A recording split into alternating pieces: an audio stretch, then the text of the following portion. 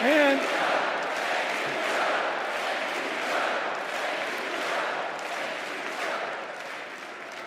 he kept the faith, and he's infected a lot of the rest of us. Now let's cut to the chase. I am too old to gild the lily. 2 days ago, I turned 78, the oldest man in my family of 4 generations. And the only personal vanity I want to assert is I'm still younger than Donald Trump.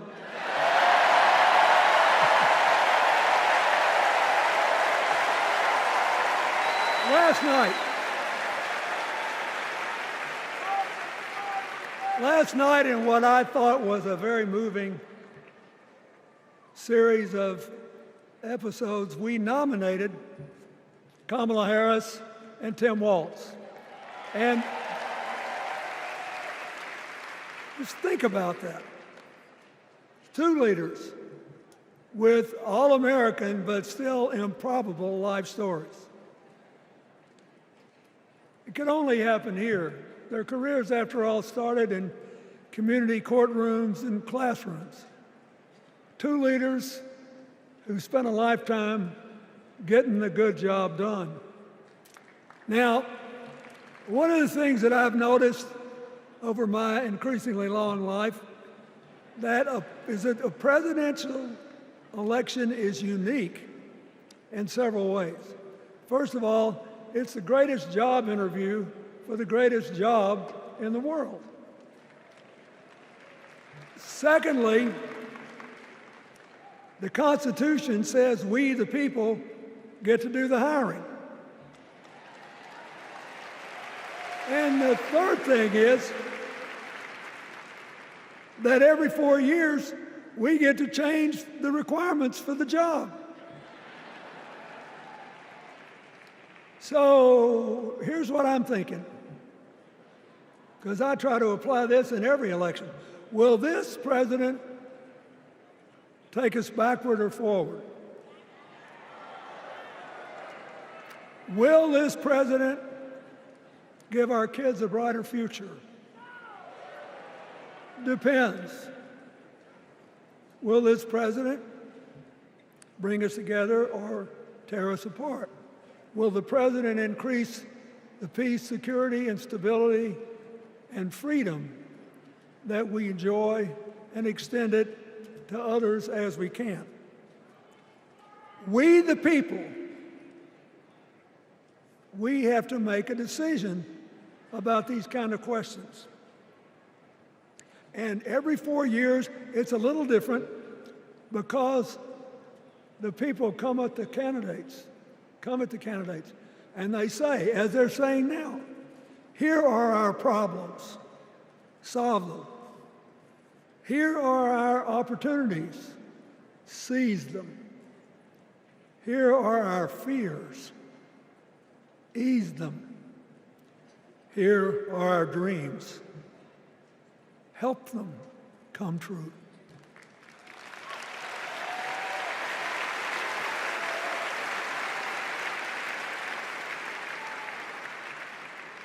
A president can answer that call by saying, I'll do my part, but you have to help me. We have to work together. Or you can dodge what needs to be done by dividing, distracting, and diverting us.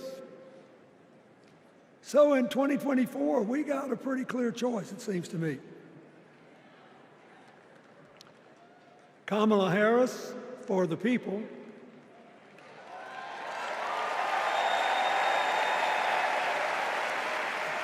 and the other guy who's proved even more than the first go-around that he's about me, myself, and I. I know which one I like better for our country.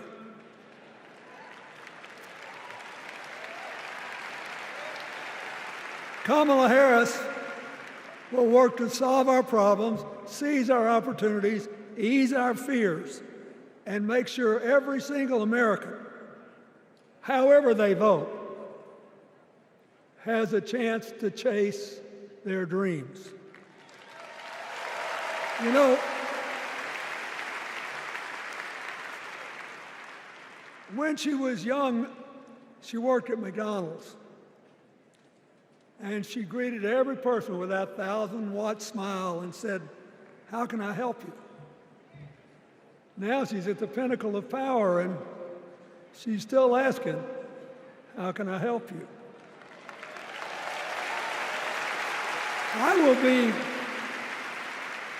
I'll be so happy when she actually enters the White House as president, because she will break my record as the president who spent the most time at McDonald's.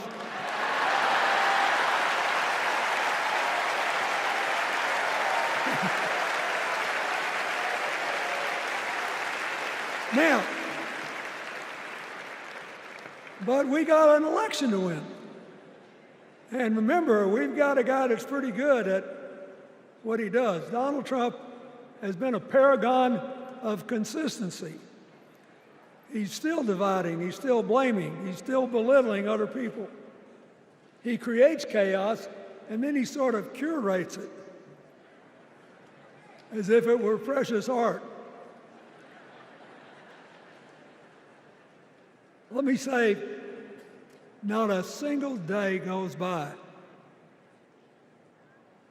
even though I've been gone for well over 23 years from the White House, not a day goes by that I don't thank the Lord for the chance I had to serve and what it meant. And one of the reasons, thank you. Wait.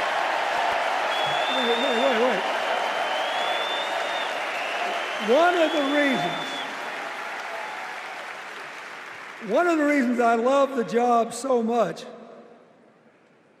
is that in the toughest times, even on the darkest days, if you tried hard enough, there was always something good you could do for somebody else. Now,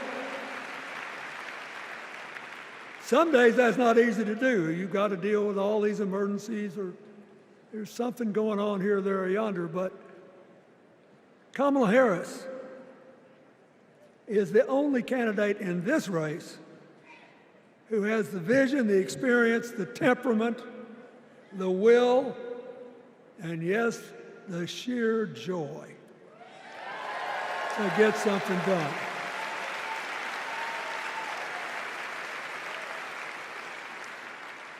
I mean, look, what does her opponent do with his voice? He mostly talks about himself, right?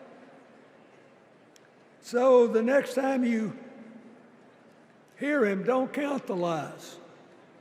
Count the eyes.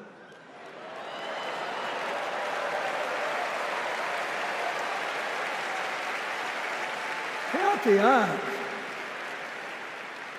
His vendettas, his vengeance, his complaints, his conspiracies.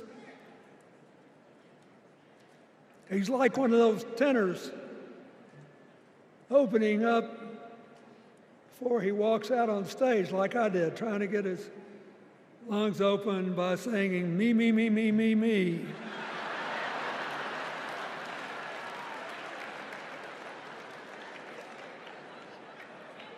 When Kamala Harris is president, every day will begin with you, you, you, you.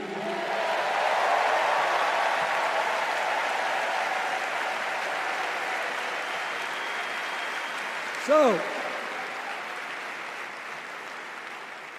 we got to ask ourselves the questions if we're going to hire a president. Do you want to build a strong economy from the bottom up and the middle out? Or do you want to spend the next 4 years talking about crowd size?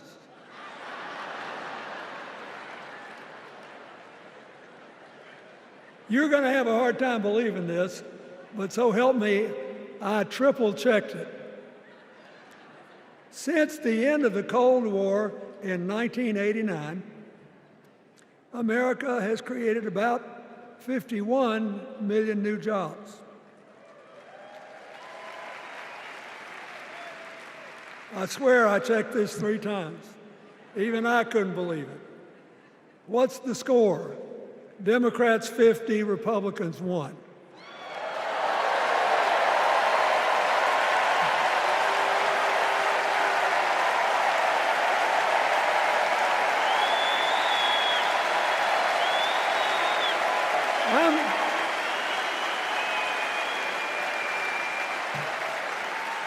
I'm glad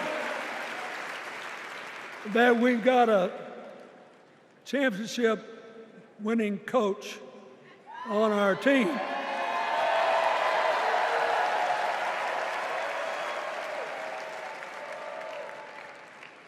But even the most limited of us in what we know about football or any other sport knows that if you're got 50 and the other side's got 1, you're ahead.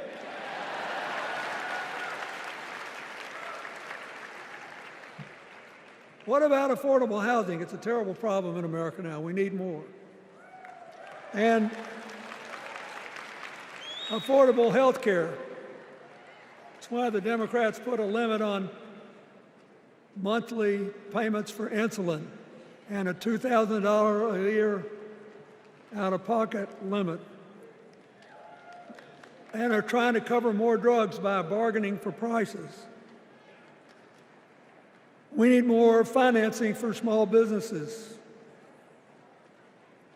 We need still to strengthen our alliances.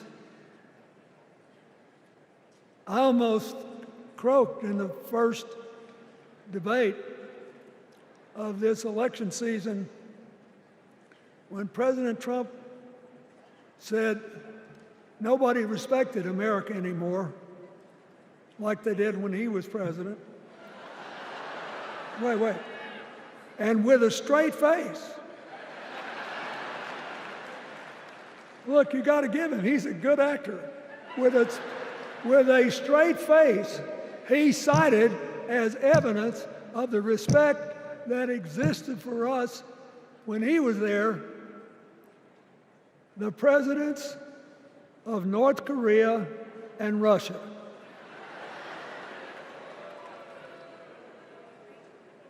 I'd rather have the people who respect us now. And one of the things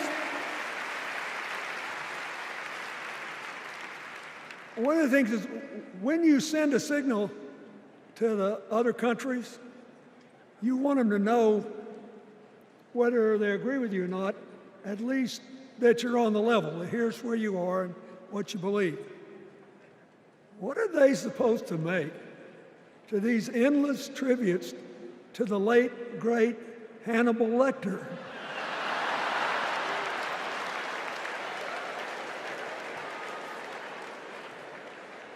I mean, President Obama once gave me the great honor of saying I was the explainer-in-chief. Folks, I've thought about it, and I don't know what to say.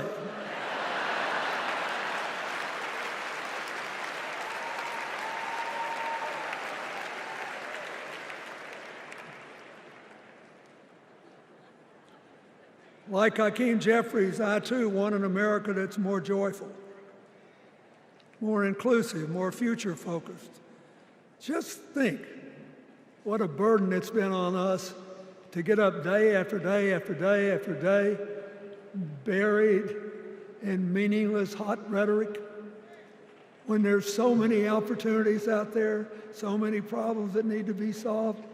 I want that. And that's the America Kamala Harris will lead. And she's already made her first presidential decision, and she knocked it out of the park when she asked Governor Tim Walz to be her nominee for vice president.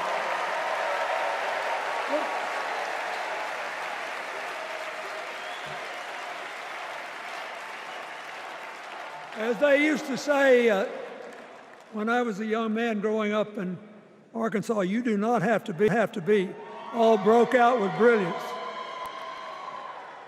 You just look at Tim Walz, listen to him, follow his record as a teacher, as a coach, in the National Guard, as a congressman, where he was the only Democrat, save one, elected in that district in more than 100 years. And he stayed a long time. And then he became a great governor. And by all accounts, he was a crack shot who had the courage among his rural constituents to say, we do not need these assault weapons available to people who can kill our kids in school.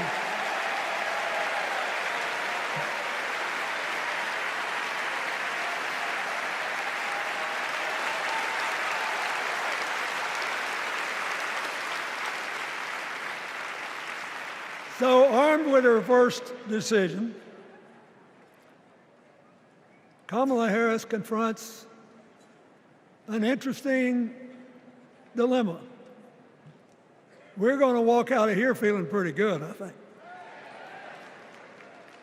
We've got energy, we are happy, we feel like a load's off our shoulders. And we know we're just being asked to fight the same fight that the forces of progress have had to fight for 250 years.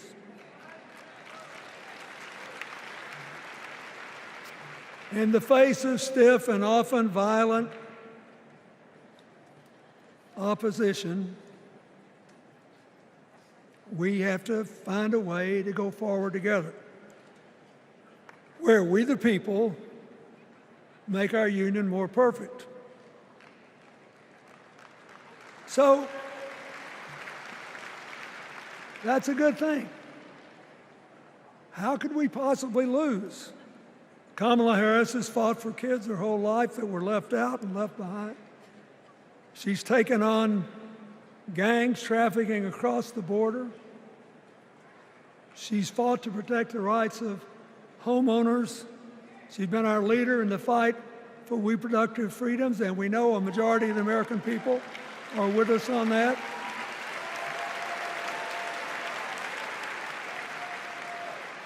And she's gained an invaluable amount of experience as vice president, advancing our values and interests around the world. She's already said she's going to work really hard to make sure that no American working full-time lives in poverty or has to worry about their children living in poverty. She says that we got to make home ownership an achievable dream for everyone, not just a privilege. She said that and this meant a lot to me, that she would protect everybody's right to vote, whether or not they voted for her. They were citizens and they deserved the right to vote.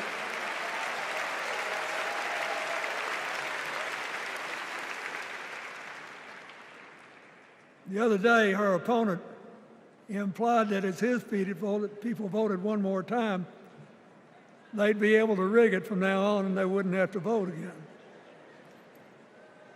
You think they're kidding, but I know a lot of these folks, and most of them are really good people, but some of them think that they are bound to dominate America politically, economically, and socially, and they have to use politics to do it, and they should rig the system.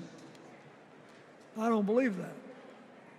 And so here's what I want to tell you. We've seen more than one election slip away from us when we thought it couldn't happen, when people got distracted by phony issues or overconfident. This is a brutal, tough business. I want you to be happy. One of the reasons that President-to-be Harris is doing so well is that we're all so happy.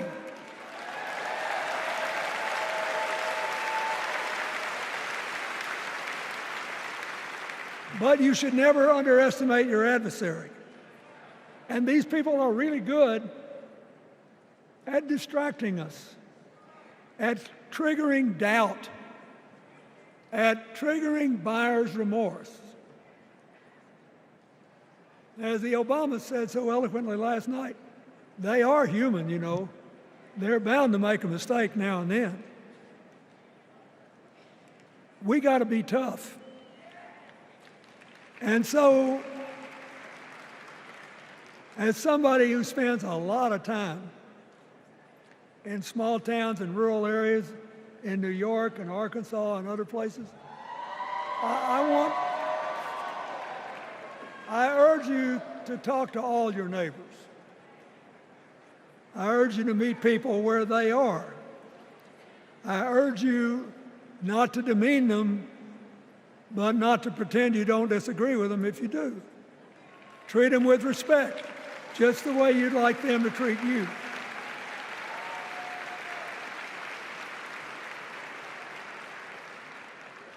Ask for their help and then follow our leader, Kamala, and ask them, how can I help you? We Democrats right now have a lot of hay in the barn. We've got massive achievements, massive advances, but there's still a lot of slips between today and Election Day that we have to navigate. And so I want to say this from the bottom of my heart. I have no idea how many more of these I'll be able to come to. I started in '76, and I've been to every one since. But no, 72. Lord, I'm getting old. But here's what I want you to know. If you vote for this team, if you can get them elected and let them bring in this breath of fresh air,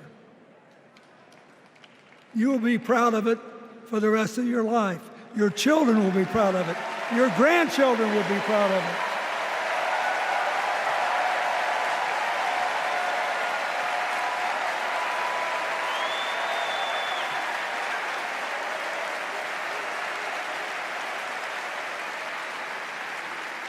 Take it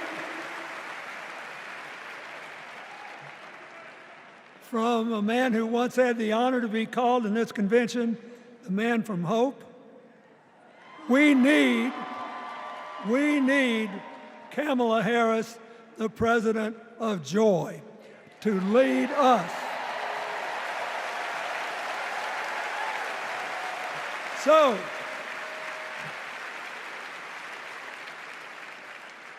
I'll be doing my part, you do yours.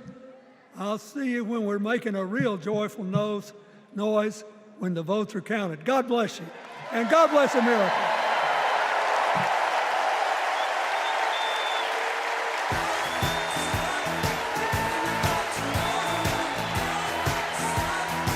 Massachusetts, everyone is always hating on us, but they just don't get it. Go Sox!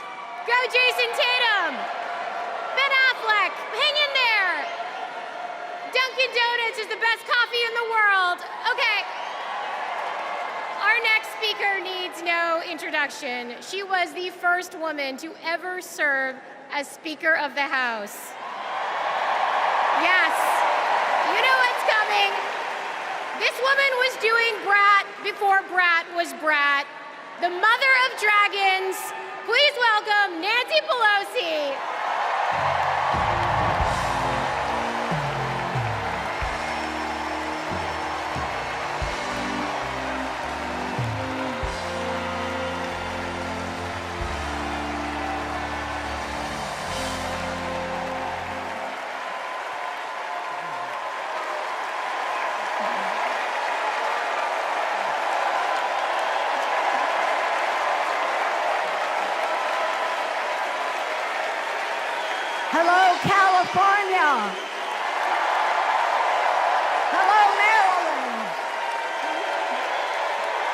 Democrats.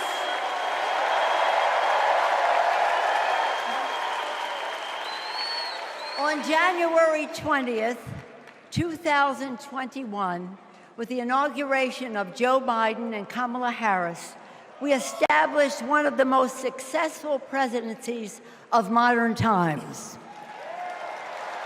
And we quickly proved that Democrats deliver. Millions of jobs, stronger infrastructure and rural broadband, a Biden child tax credit, rescuing human pensions, honoring our veterans, bold climate action, lowering the cost of prescription drugs, all thanks to President Biden's patriotic vision of a fairer America, doing so with liberty and justice for all. Thank you, Joe.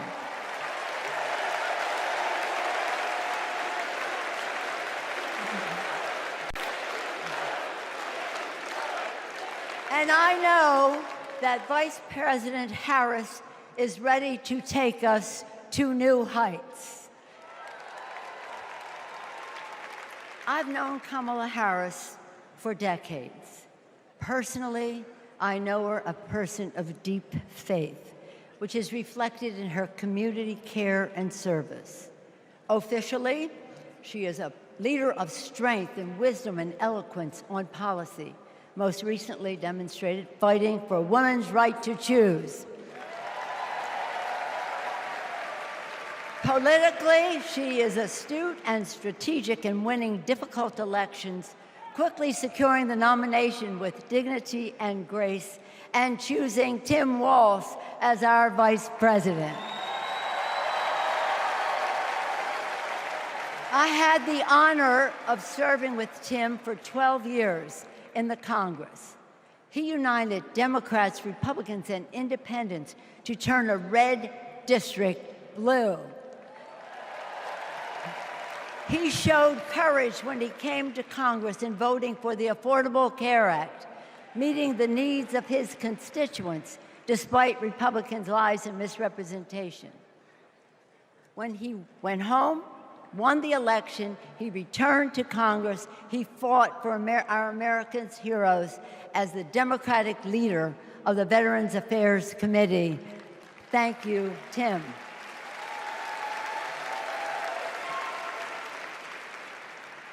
January 6th was a perilous moment for our democracy. Never before had a president of the United States so brazenly assaulted the bedrock of our democracy, so gleefully embraced political violence, so willfully betrayed his oath of office. Let us not forget who assaulted democracy on January 6th. He did. But let us not forget who saved democracy that day. We did. And thank God we had a Democratic House of Representatives then. We returned to the Capitol that very same night. We insisted on certifying the election results on the floors of the House and the Senate. And we demonstrated to America and to the world that American democracy prevailed.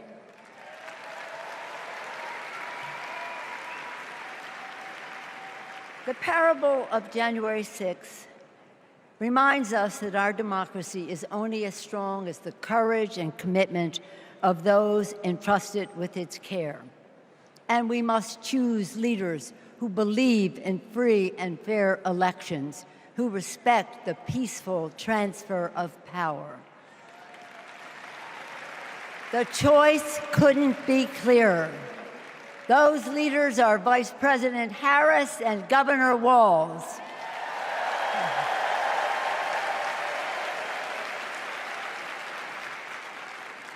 When the sun rose on January 7th, as our national anthem declares, we gave proof through the night that our flag was still there.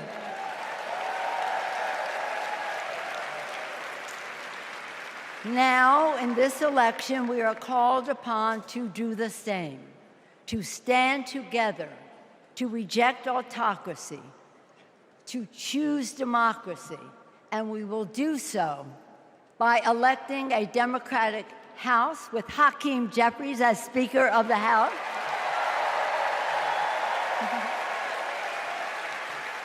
electing a Democratic Senate, electing Tim Walz as Vice President of the United States, and electing Kamala Harris as the President of the United States. Onward to victory!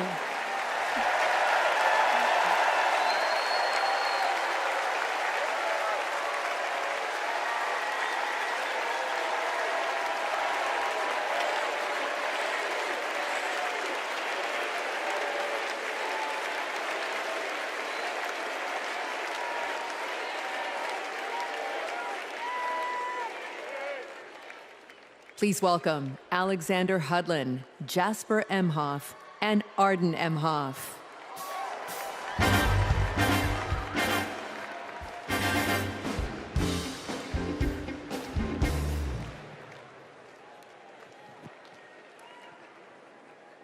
Kamala Harris is our auntie. She'll be a president who cares for all of us. She'll lift us up. In 2016, we celebrated Auntie's Senate win. We saw Trump winning. I was only 9, but I knew enough to be concerned. Auntie said, "Do you know what superheroes do? They fight back. And we will too." She will make time for what matters. You know, no one is busier than my auntie, but she always makes time for family. From moments as simple as cooking and sharing a meal, to exchanging stories and jokes. Auntie taught me about being present in what's important, and I know that's how she'll lead. She'll treat everyone with respect. Even as a kid, Auntie made me feel that I was seen, that my words are important, that I am important and loved. I know she'll value others' perspectives, no matter their age or their background. Auntie, we love you.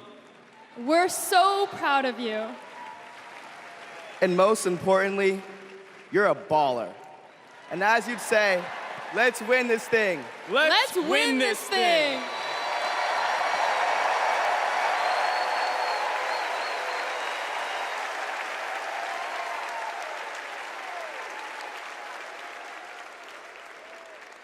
Please welcome nominee for U.S. Congress in California, Latifah Simon.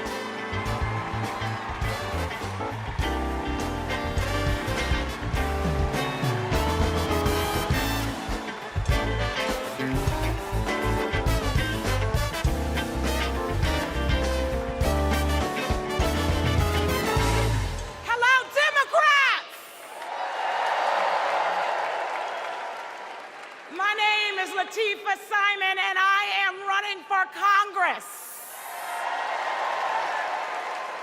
And I'm here tonight to tell you all about the Kamala Harris that I know. I'm gonna tell you.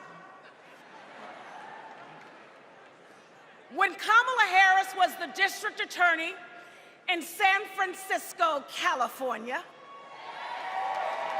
I was a teen mother running an organization working to end sex trafficking among beautiful young women and girls, to build the self-determination and power among those girls. And Kamala learned about the work that I was doing, and she asked me to join her team. And I joined her team. She saw my potential, my commitment, and the good work that we could do together. And I saw her I saw Kamala Harris holding the hands of sexual assault survivors. I saw scores of mothers who lost their babies to gun violence, lining up day after day at the courthouse, waiting only to speak to Kamala because they knew that she would hear them, that she would truly see them. Because there's something about Kamala Harris. For those who know her, you know. When she hears your story, she carries it with her. When she sees you, she truly sees you. She truly sees you. She is the best among us. After working with Kamala Harris day in and day out for 5 years to create programs that supported young people to get out of the criminal justice system once and for all with good jobs, with opportunity. She wanted to get to the root cause of a broken criminal justice system. I saw her chip away. She came early and she left late every single day because, you know, like those mothers, like those sexual assault survivors, when she goes into that Oval Office, when she goes into that Oval Office, I guarantee you she will take all of us with her. All of us. The single mothers, the disabled veterans, the low-income folks who are dying to survive, the immigrants who are trying to work towards the promise of America. She will take us all. The farm workers, she will take us all with her. All of us. That is the Kamala Harris that I know so deeply. That is the Kamala Harris that I love. A woman of the people. A woman, a fierce woman for the people. Good night, Democrats.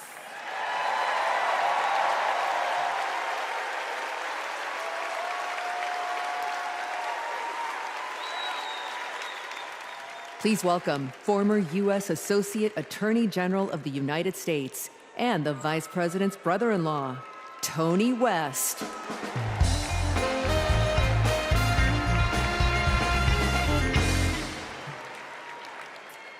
"35 years ago, in my first week at law school, I met a new classmate, Maya Harris. We became best friends, but the way Kamala tells the story, we'd already fallen in love by graduation day.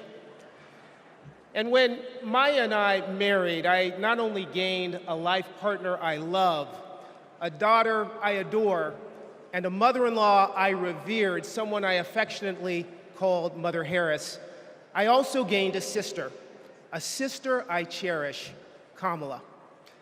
Now, Maya, Kamala, and I each pursued different legal careers, but we were motivated by the same values: a belief in equal opportunity, a yearning for fairness, a passion for justice. Values Mother Harris taught those two little girls, values that powered Kamala's public service from the very beginning. You know, one of Kamala's very first cases in the district attorney's office, it involved a woman, an innocent woman, wrongfully arrested